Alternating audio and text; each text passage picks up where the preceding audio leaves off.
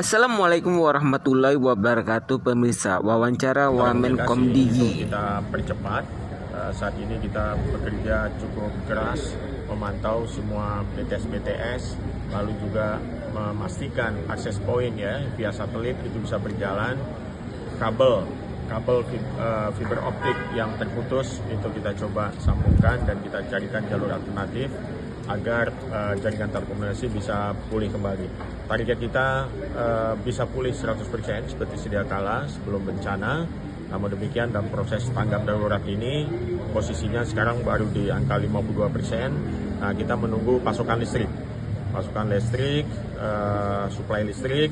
Apabila sudah dilakukan oleh PLN nanti, ini akan sangat membantu untuk aktifnya kembali BTS yang saat ini dalam posisi off, ya, karena tidak ada listrik.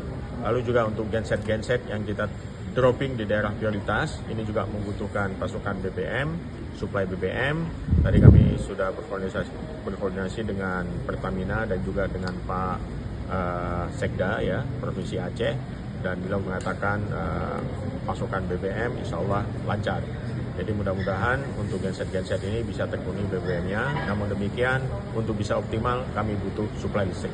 Itu yang utama, dan semua opsel, semua stakeholder, opselnya operator seluler ya, dan semua stakeholder yang membantu perbaikan jaringan telekomunikasi Aceh ini 100% siaga ya, 100% komit untuk menormalkan situasi.